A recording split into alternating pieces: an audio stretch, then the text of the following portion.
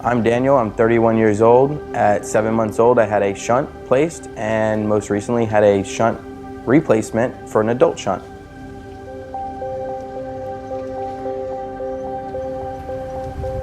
Typical Florida boy, sandals, beach, no shirt. I love the outdoors, definitely stay active as can be. Ride bikes every day if I can, go to the gym. Recently I've started rock climbing and it's sparked an interest to start climbing bigger and better mountains. So most recently I went to Africa. I climbed Mount Kilimanjaro, and most recently I went to South America and wanted to do Mount Aconcagua, and that's just my new thing. So hiking, traveling, seeing the world.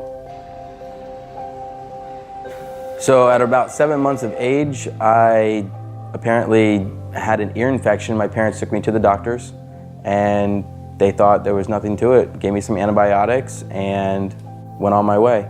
The headache started coming even more and it started getting a fever, 107 I believe it got up to. It continued, and then I was one of all children's first shunts to be placed. At about 5 years old, the shunt became disconnected and we had to go back in for a small revision, and ever since then I've been fine. Never seen a neurosurgeon since, and just kind of never been a bubble child.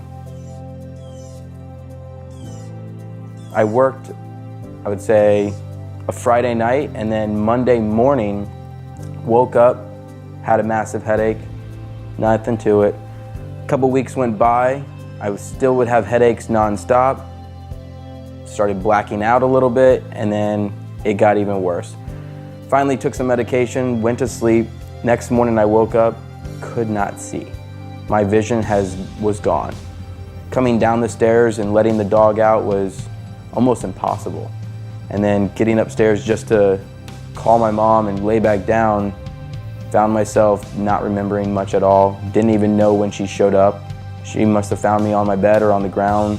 When I saw him, he was diagnosed with a very severe shunt malfunction that he had clearly been suffering from for somewhere on the order of 2 to 4 weeks, with marked progression of his symptoms and acute loss of his vision.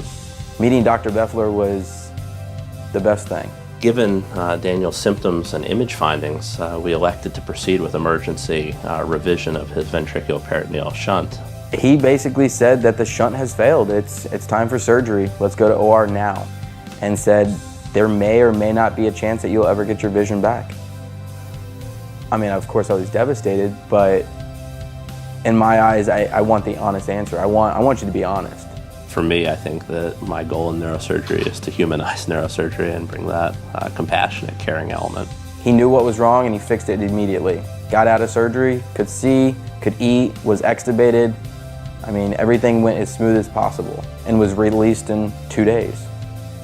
Now I'm working out again, going to school, driving, and just going back to work. I love my job, and working with the kids just fulfills my dream.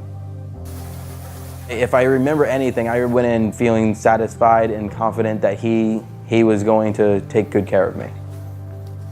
He walked out with my mom and just said, "Hey, look, we got this."